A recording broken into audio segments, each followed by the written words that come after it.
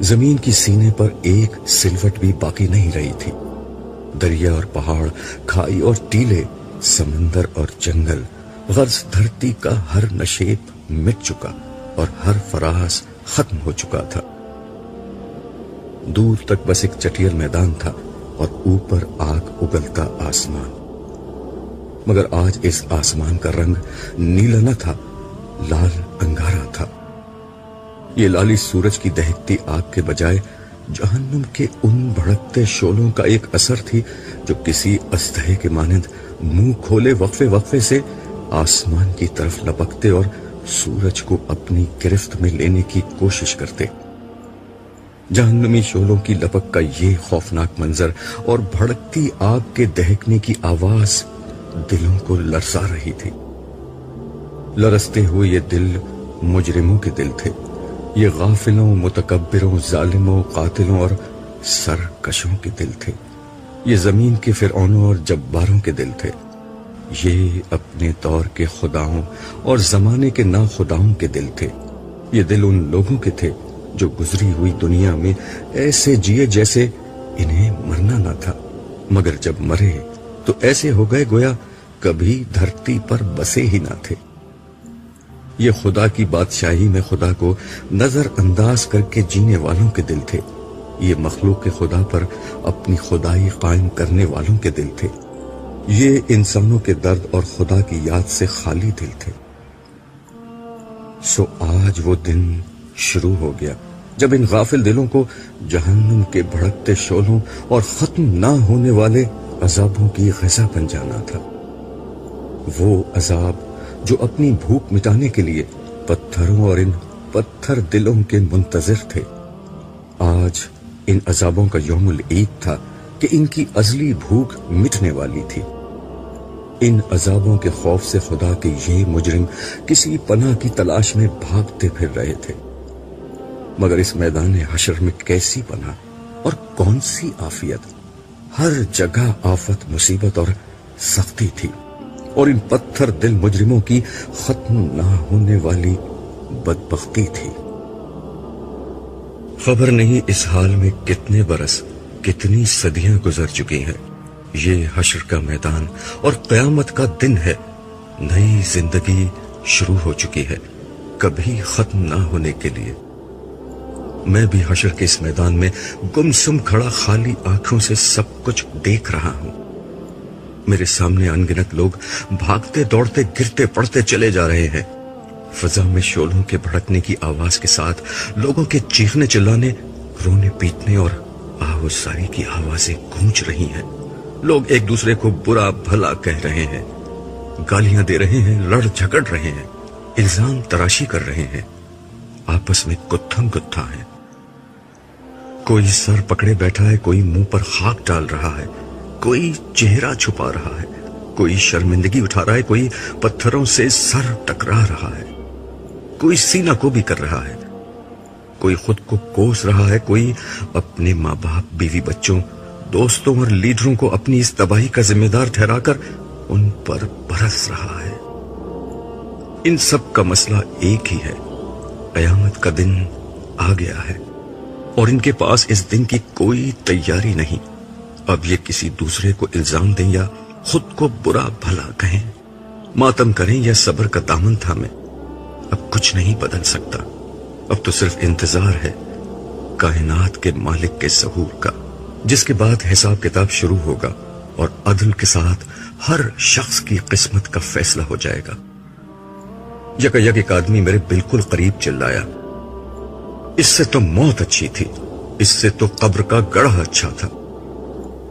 میں ارد گرد کی دنیا سے بالکل کٹ چکا تھا کہ یہ چیخ نما آواز مجھے سوچ کی وادیوں سے حقیقت کے اس میدان میں لے آئی جہاں میں بہت دیر سے گمسم کھڑا تھا۔ لمحہ بھر میں میرے ذہن میں ابتدا سے انتہا تک سب کچھ تازہ ہو گیا۔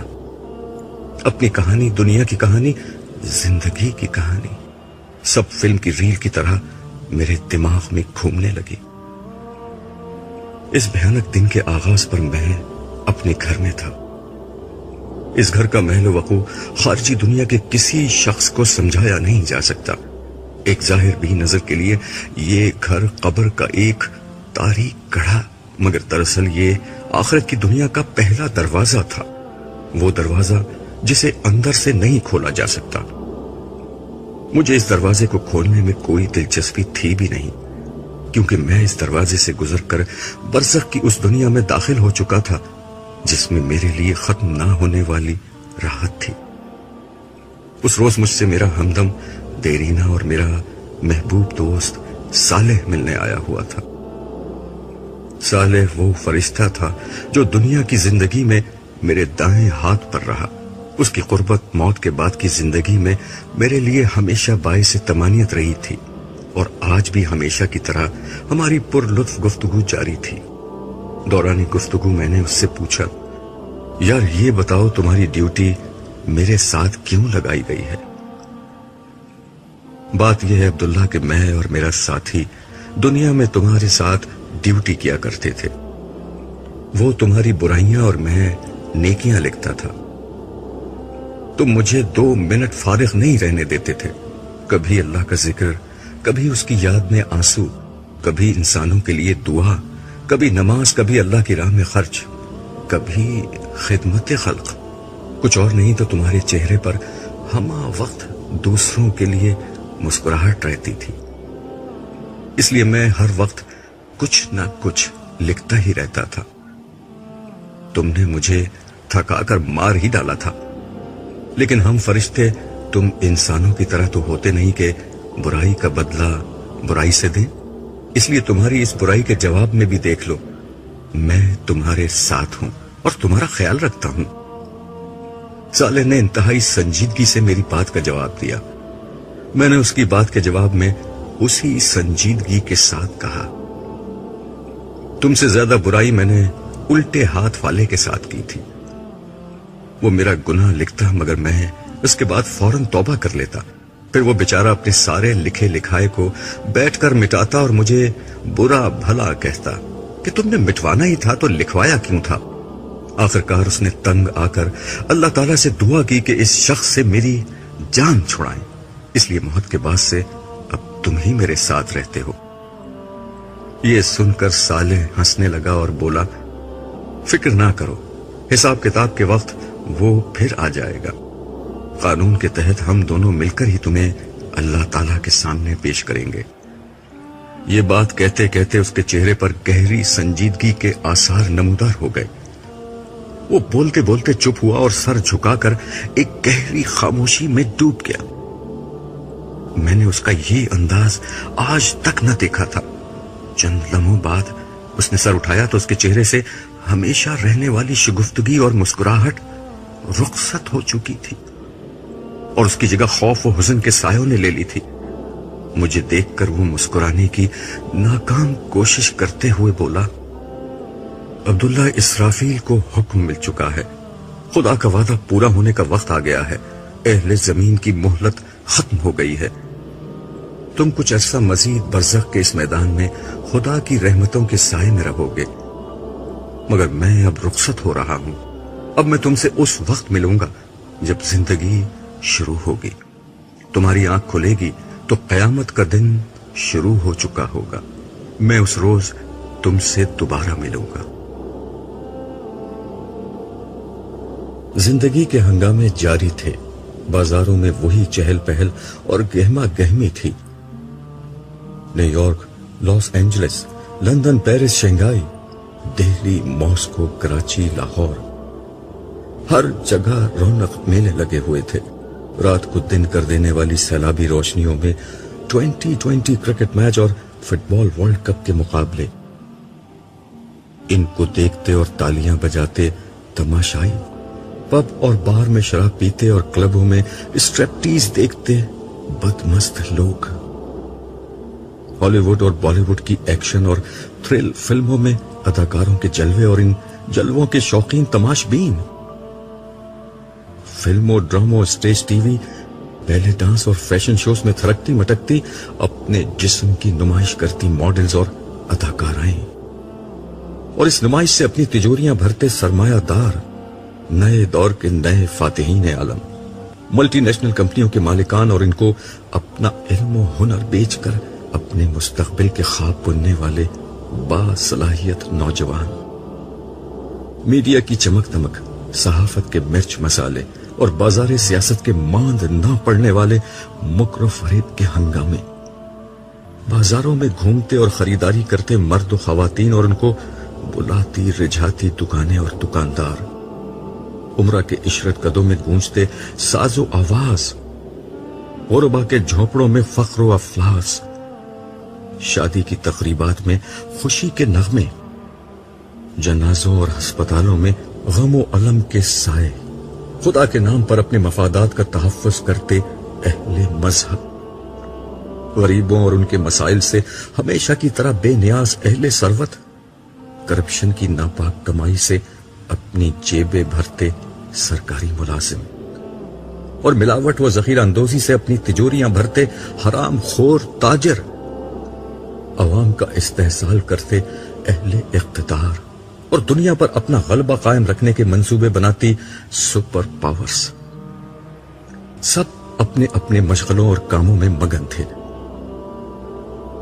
اہل زمین جو ہمیشہ سے کرتے آئے تھے وہی کر رہے تھے، ظلم و فساد کی داستانیں، دھوکہ و فریب کی کہانیاں، حرص و ہوس کی دوڑ، غفلت اور سرکشی کے رویے، خدا اور آخرت فراموشی، سیاسی ہنگامے، معاشی جد و جہد، مذہبی جھگڑے، طبقاتی کشمکش، ہر چیز ہمیشہ کی طرح جاری تھی۔ پیغمبر تو صدیوں پہلے آنے بند ہو گئے تھے، ایگریکلچرل ایج انڈسٹریل ایج سے بدلی اور انڈسٹریل ایج انفارمیشن ایج سے، مگر انسانی رویے نہیں بدلے، ان کے غم بھی نہیں بدلے، وہی کاروبار اور روزگار کی پریشانیاں، وہی عشق و محبت کی ناکامیاں، وہی موت اور بیماری کے مسائل۔ اس وقت بھی انسانوں کے ہاں ہر غم تھا سوائے غم آخرت کے، ہر خوف تھا سوائے خوف خدا کے۔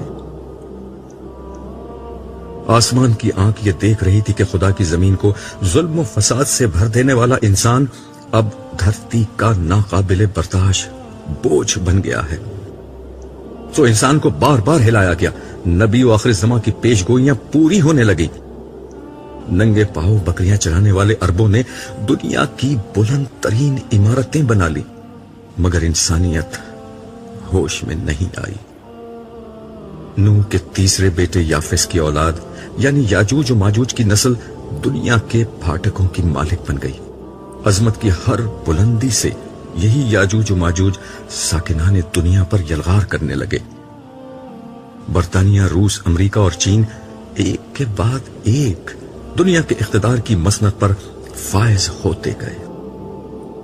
آسمانی صحیفوں کی تمام پیشگوئیاں پوری ہو گئیں، مگر انسانیت پھر بھی ہوش میں نہ آئی۔ سونامی آئے، سیلاب آئے، زلزلے آئے، مگر انسانیت غفلت سے نہ نکلی۔ خدا نے انفارمیشن ایج پیدا کر دی، اس کے اجمی بندوں نے نبی عربی کے پیغام کو اٹھایا اور انسانیت پر حجت تمام کر دی، مگر انسانیت پھر بھی نہ سنبھلی۔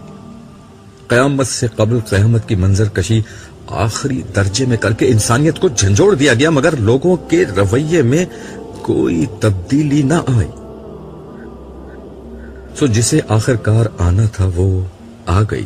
اسرافیل نے خدا کا حکم سنا اور سور ہاتھ میں اٹھا لیا، دیکھتے ہی دیکھتے قیامت آ گئی، سورج کی بساط لپیٹ دی گئی، تارے بے نور ہونے لگے، ہمالیہ جیسے پہاڑ ہوا میں روئی کی مانند اڑنے لگے، کوہسار ریگزار بن گئے، سمندروں نے پہاڑ جتنی اونچی لہریں اٹھانا شروع کر دیں، میدان سمندر بن گئے، زمین نے اپنے آتش فشاں باہر اکھل دیے، وادیوں میں آگ کے دریا بہنے لگے، دھرتی نے اپنے سارے زلزلے باہر نکال پھینکے، زمین الٹ پلٹ ہو گئی، شہر کھنڈروں میں بدلنے لگے، عمارتیں خاک ہونے لگیں، آبادیاں قبرستانوں کا منظر پیش کرنے لگی۔ کمزور انسان کی بھلا حیثیت ہی کیا تھی؟ وہ جو کچھ دیر قبل نئے گھر کی تعمیر کے منصوبے بنا رہے تھے، نئی دکان اور نئے کاروبار کی منصوبہ بندی کر رہے تھے، شادی اور نکاح کی امیدیں باندھ رہے تھے، نئی کار اور نئے کپڑوں کی خریداری کر رہے تھے، اولاد کے مستقبل کی پلاننگ میں مصروف تھے. اپنے تمام ارادے اور سارے عزائم بھول گئے. مائیں دودھ پیتے بچوں کو چھوڑ کر بھاگی. حاملہ عورتوں کے حمل گر گئے. طاقتور کمزوروں کو کچلتے اور نوجوان بوڑھوں کو چھوڑتے بھاگنے لگے. سونا چاندی سرے راہ پڑے ہیں, نوٹ ہوا میں اڑ رہے ہیں, قیمتی سامان بکھرا ہوا ہے, مگر کوئی لینے والا, سمیٹنے والا نہیں. گھر, کاروبار, رشتہ دار, ناتا و اسباب سب غیر اہم ہو چکے ہیں. ہر نفس صرف اپنی فکر میں ہے. آج انسان سب کو بھول گیا ہے, صرف ایک خدا کو پکار رہا ہے, مگر کوئی جواب نہیں آتا. دہریے اور ملحد بھی نام خدائی کی دہائی دے رہے ہیں, مگر کوئی جائے عافیت نظر نہیں آتی. بربادی کے سائے پیچھا نہیں چھوڑ رہے. موت ہر جگہ تعاقب کر رہی ہے. مصیبت نے ہر طرف سے گھیر لیا ہے. آخرکار زندگی موت سے شکست کھا گئی. زندگی ختم ہو گئی, مگر اس لیے کہ زندگی کو اب شروع ہونا تھا. ہوا کی تیز سرسراہٹ کی آواز میرے کانوں میں آنے لگی. بارش کی کچھ بوندیں میرے چہرے پر گری. مجھے ہوش آنے لگا. میں بہت دیر تک اٹھنے کی کوشش کرتا رہا, مگر میرے حواس مکمل طور پر بیدار نہ ہو سکے. کافی دیر میں اسی حال میں رہا. اچانک میرے کانوں میں ایک مانوس آواز آئی, عبداللہ اٹھو, جلدی کرو. یہ میرے ہمدم دیرینہ, میرے یار غار صالح کی آواز تھی. اس کی آواز نے مجھ پر جادو کر دیا اور میں ایک دم سے اٹھ کھڑا ہوا. میں کہاں ہوں؟ یہ میرا پہلا اور بے ساختہ سوال تھا. تم بھول گئے میں نے تم سے کیا کہا تھا. قیامت کا دن شروع ہو گیا ہے. اسرافیل دوسرا سور پھونک رہے ہیں. اس وقت اس کی صدا بہت ہلکی ہے. ابھی اس کی آواز سے صرف وہ لوگ اٹھ رہے ہیں جو پچھلی زندگی میں خدا کے فرما برداروں میں سے تھے. اس نے میرا کندھا تھپکتے ہوئے کہا. اور باقی لوگ؟ میں نے اس کی بات کاٹ کر کہا. تھوڑی ہی دیر میں اسرافیل کی آواز بلند ہوتی چلی جائے گی اور اس میں سختی آ جائے گی. پھر یہ آواز ایک دھماکے میں بدل جائے گی. اس وقت باقی سب لوگ بھی اٹھ جائیں گے, مگر وہ اٹھنا بہت مصیبت اور تکلیف کا اٹھنا ہوگا. ہمیں اس سے پہلے ہی یہاں سے چلے جانا ہے. اس نے تیزی سے جواب دیا. مگر کہاں؟ یہ سوال میری آنکھوں سے جھلکا ہی تھا کہ صالح نے اسے پڑھ لیا. تم خوش نصیب ہو عبداللہ, ہم عرش کی طرف جا رہے ہیں. وہ تیزی سے قدم اٹھاتا ہوا بولا. پھر مزید تفصیل بتاتے ہوئے اس نے کہا, اس وقت صرف انبیاء, صدیقین, شہداء اور صالحین ہی اپنی قبروں سے باہر نکلے ہیں. یہ وہ لوگ ہیں جن کی کامیابی کا فیصلہ دنیا ہی میں ہو گیا تھا. یہ وہ لوگ ہیں جنہوں نے خدا کو بن دیکھے مان لیا تھا, اسے چھوئے بغیر پا لیا تھا, اور اس کی صدا اس وقت سن لی جب کان اس کی آواز سننے سے قاصر تھے. یہ لوگ اس کے رسولوں پر ایمان لائے اور ان کی نصرت اور اطاعت کا حق ادا کر دیا.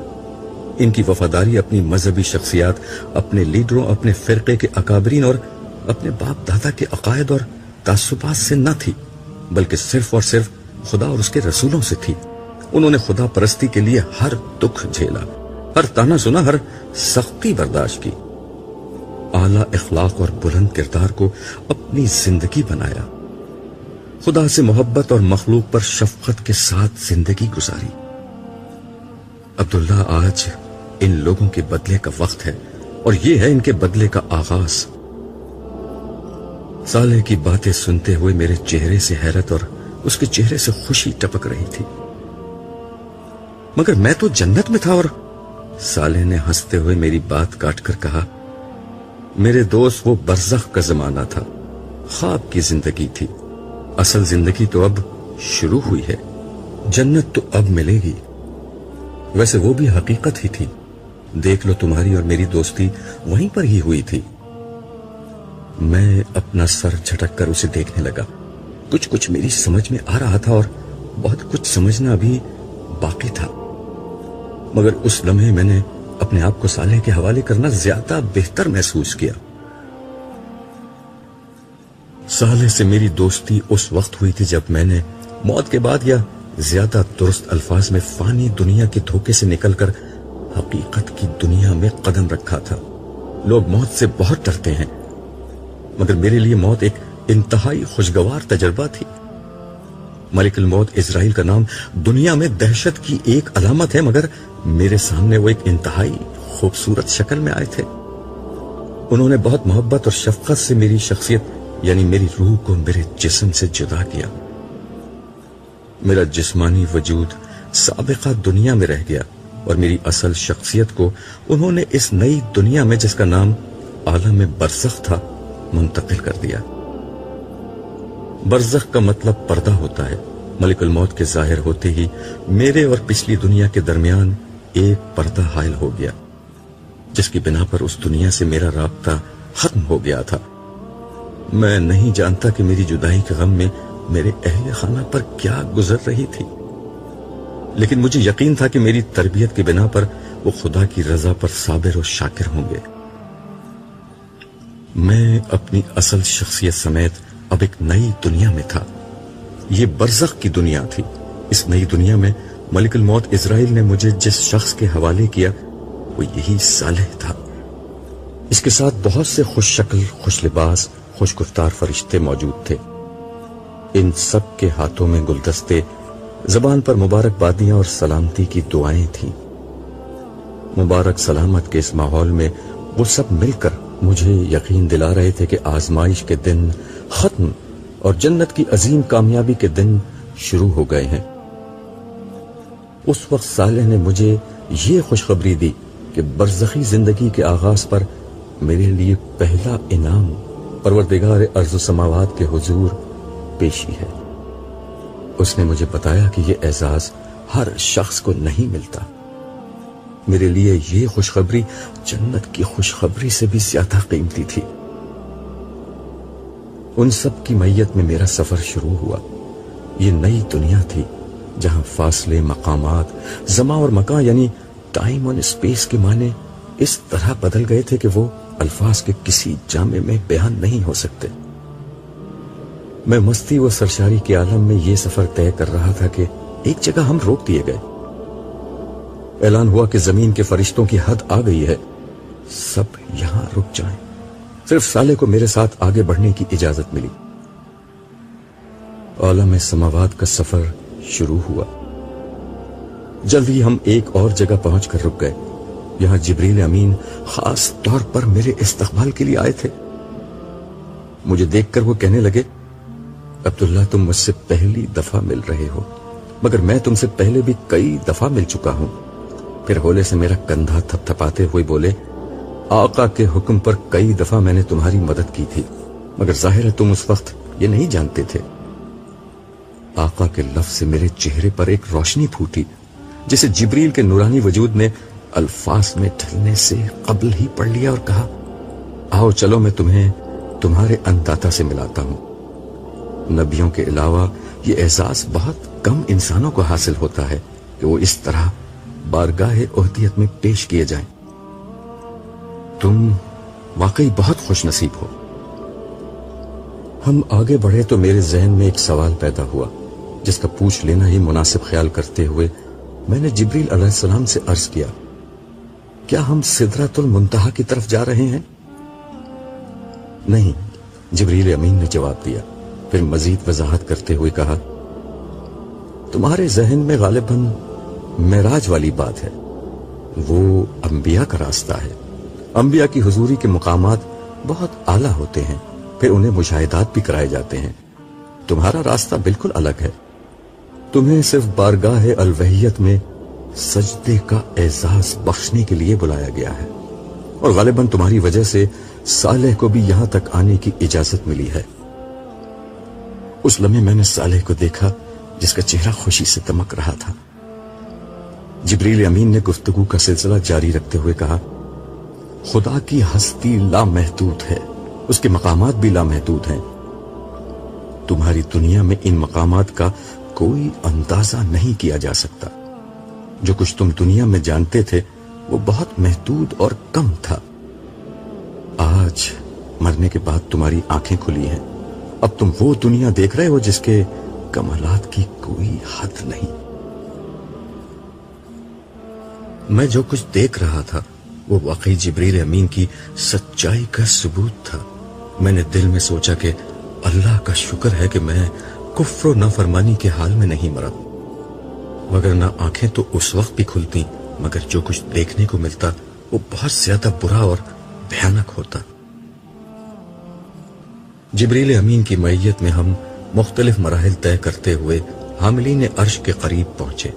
یہاں نور، رنگ اور روشنی کا ایک ایسا حسین اور لطیف امتزاج چھایا ہوا تھا جو بیان کی گرفت سے باہر تھا۔ حاملین عرش کے سر جھکے ہوئے تھے، چہرے پر خشیت کا اثر اور تمانیت کا نور پھیلا ہوا تھا۔ جبریل امین نے بتایا، پروردگار کی بارگاہ کا ہر حکم انہی فرشتوں کی وساطت سے نیچے جاتا اور نیچے والوں کا ہر فعل انہی کے ذریعے سے عالم کے پروردگار کے حضور پیش کیا جاتا ہے۔ میں قرب الہی کے اس مقام کو رشک بھری نظروں سے دیکھ رہا تھا۔ انہوں نے بھی نظر اٹھا کر مجھے دیکھا اور لمحہ بھر کے لیے ان کے چہروں پر مسکراہٹ آئی۔ میرا حوصلہ بڑھا، میرے روئیں روئیں سے اس ہستی کی حمد و ثنا بلند ہونے لگی جس سے ملنے کی خواہش میں ساری زندگی گزار دی تھی۔ پھر چلتے چلتے مجھ پر نہ جانے کیوں لرزہ طاری ہونے لگا۔ خدا سے ملنے کی شدید ترین خواہش پر اس کی عظمت کا احساس غالب آ گیا۔ اس لمحے مجھ پر اتنا شدید روب طاری ہوا کہ میں گھبرا کر واپس پیچھے ہٹنے لگا۔ اگرچہ عرش ابھی بہت دور تھا مگر صاحب عرش کی عظمت کے احساس سے میری ہمت ٹوٹ گئی۔ مجھے لگا کہ اس لمحے میرا وجود کرچی کرچی ہو کر فضا میں بکھر جائے گا۔ شاید یہی ہوتا، مگر ایسے میں میرے کانوں میں جبریل امین کی آواز آئی، یہیں سجدے میں گر جاؤ، اس مقام سے آگے صرف انبیاء کرام جاتے ہیں۔ میں اور صالح دونوں سجدے میں چلے گئے۔ جسے بن دیکھے سجدہ کیا تھا، آج پہلی دفعہ اسے دیکھ کر سجدہ کیا تھا۔ دیکھا تو خیر کیا تھا، بس آثار دیکھ لیے تھے۔ یہ سجدہ کتنا طویل اور کتنا لذیذ تھا مجھے نہیں یاد، جس نے سورج کو روشنی کی رتا اور چاند کو نور کی قبا پہنائی، پھولوں کو مہک اور تتلیوں کو رنگ کا لباس پہنایا، تاروں کو چمک کا لہجہ اور کلیوں کو چٹک کی آواز عطا کی، آسمان کو رفعت کا تاج اور سمندروں کو وسعت کا تخت بخشا اور دریاؤں کو بہاؤ کا حسن عطا کیا، اور جس نے انسان کو بیان کا وصف اور نزول قرآن کا شرف بخشا۔ اس کے قدموں میں گزرا ہوا ایک ایک لمحہ ہفتے اقلیم کی بادشاہی سے بڑھ کر تھا، مگر اس لمحے کو تمام ہونا ہی تھا۔ حاملین عرش کی دلکش صدا بلند ہوئی، هو اللہ لا الہ الا ہو۔ یہ اعلان تھا کہ صاحب عرش کلام کر رہا ہے۔ آواز آئی، میں اللہ ہوں، میرے سوا کوئی معبود نہیں۔ ہر سر سے لذیذ تر اس صدا میں وہ سحر تھا کہ میرا وجود سراپا گوش ہو گیا، میرا پورا جسم اور اس کی ہر قوت کانوں اور سماعت میں سمٹ آئی۔ میں مزید کچھ سننے کا منتظر تھا مگر گفتگو میں ایک وقفہ آ گیا تھا۔ مجھے احساس ہوا کہ شاید اب مجھے کچھ کہنا چاہیے۔ جو پہلی بات میری زبان پر آئی وہ یہ تھی، مالک، زندگی میں یہی ایک حقیقت تو جانی ہے۔ میری یہ بات میرے اپنے کان بمشکل سن سکے تھے مگر حاضر و غائب کے جاننے والے اور دلوں کے بھید پا لینے والے تک وہ بات پہنچ گئی تھی۔ جواب ملا، مگر یہ بات جاننے والا ہر شخص یہاں تک نہیں آتا۔ جانتے ہو عبداللہ تم یہاں تک کیسے آ گئے؟ اس دفعہ میرے شہنشاہ کے لہجے کے جہو جلال میں اپنائیت کا رنگ جھلک رہا تھا۔ اس لیے کہ تمہاری زندگی کا مقصد لوگوں کو میرے بارے میں بتانا تھا، میری ملاقات سے خبردار کرنا تھا۔ تم نے میری یاد کو، میرے کام کو اپنی زندگی بنا لیا، یہ اس کا بدلہ ہے۔ آسمان و زمین کے مالک کی گفتگو اور آواز سنتے رہنا میری زندگی کی شدید ترین خواہش بن چکی تھی، مگر ایک دفعہ پھر مالک الملک اپنی بات کہنے کے بعد ٹھہر گئے۔ مجھے محسوس ہوا کہ میرا رب مجھے بولنے کا موقع دے رہا ہے۔ میں نے عرض کیا، کیا میں آپ کے پاس یہاں رک سکتا ہوں؟ مجھ سے کوئی دور نہیں ہوتا، نہ میں کسی سے دور ہوتا ہوں۔ میرا ہر بندہ اور میری ہر بندی جو میری یاد میں جیے وہ میرے پاس رہتا ہے۔ اور کچھ؟ آخری بات سے مجھے اندازہ ہوا کہ ملاقات کا وقت ختم ہو رہا ہے۔ میں نے عرض کیا، میرے لیے کیا حکم ہے؟ حکم کا وقت گزر گیا، اب تو تمہیں حکمران بنانے کا وقت آ رہا ہے۔ فی الحال تم واپس جاؤ، زندگی ابھی شروع نہیں ہوئی۔ میں نے چلتے چلتے عرض کی، آپ قیامت کے دن مجھے بھولیں گے تو نہیں؟ میں نے اس دن کی وحشت اور آپ کی ناراضی کا بہت ذکر سن رکھا ہے۔ فضا میں ایک حسین تبسم بکھر گیا، کھنکتے ہوئے لہجے میں صدا آئی، بھولنے کا عارضہ تم انسانوں کو ہوتا ہے، بادشاہوں کا بادشاہ، تمہارا مالک، تمہارا رب کچھ نہیں بھولتا۔ رہا میرا غصہ تو وہ میری رحمت پر کبھی غالب نہیں آتا۔ تم نے تو زندگی بھر مجھے امید اور خوف کے ساتھ یاد رکھا ہے، میں بھی تمہیں درگزر اور رحمت کے ساتھ یاد رکھوں گا۔ لیکن ایک لمحے کے شاہانہ توقف کے بعد ارشاد ہوا، تمہاری تسلی کے لیے میں صالح کو تمہارے ساتھ کر رہا ہوں، یہ ہر ضرورت کے موقع پر تمہارا خیال رکھے گا۔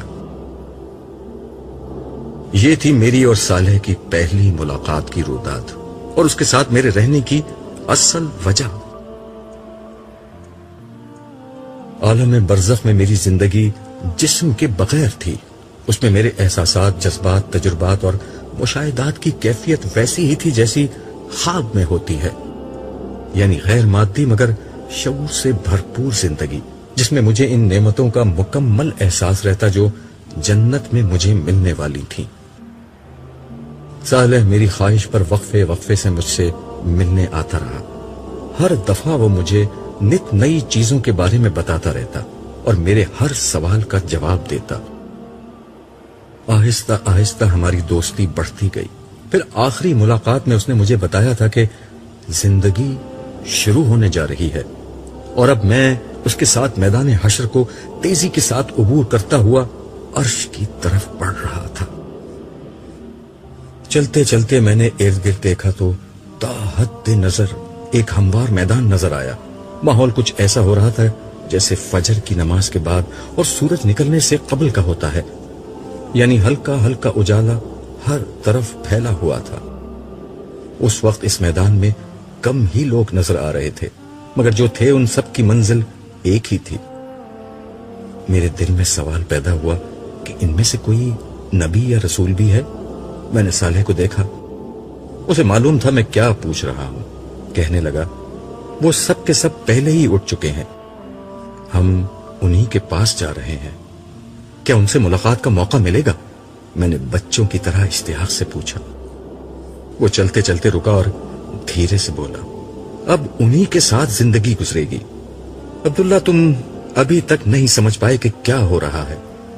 آزمائش ختم ہو چکی ہے، دھوکہ ختم ہو گیا ہے، اب زندگی شروع ہو رہی ہے جس میں اچھے لوگ اچھے لوگوں کے ساتھ رہیں گے اور برے لوگ ہمیشہ برے لوگوں کے ساتھ رہیں گے۔ اصل میں بات یہ تھی کہ میں ابھی تک شوق سے نہیں نکل سکا تھا۔ دراصل ابھی تک نئی دنیا کا سارا تعارف عالم برزخ میں ہوا تھا، وہ ایک نوعیت کی روحانی دنیا تھی، مگر یہاں حشر میں تو سب کچھ مادی دنیا جیسا تھا۔ میرے ہاتھ پاؤں، احساسات، زمین آسمان، ہر چیز وہی تھی جس کا میں پچھلی دنیا میں عادی تھا۔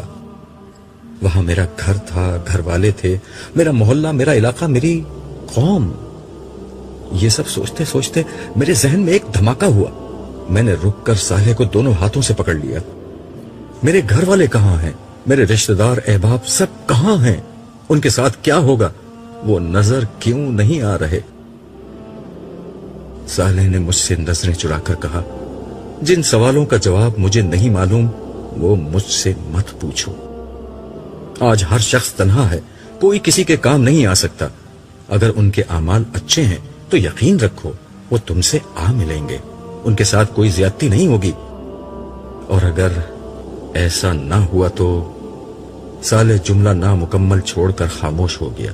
اس کی بات سن کر میرا چہرہ بھی بجھ گیا۔ اس نے میرے کندھے پر ہاتھ رکھ کر میرا حوصلہ بڑھایا اور کہا، اللہ پر بھروسہ رکھو، تم خدا کے لشکر میں لڑنے والے ایک سپاہی تھے، اس لیے پہلے اٹھ گئے ہو، باقی لوگ ابھی اٹھ رہے ہیں، انشاءاللہ وہ لوگ بھی خیر کے ساتھ تم سے مل جائیں گے، ابھی تو تم آگے چلو۔ اس کی تسلی سے مجھے کچھ حوصلہ ہوا اور میں سبک رفتاری سے اس کے ساتھ چلنے لگا۔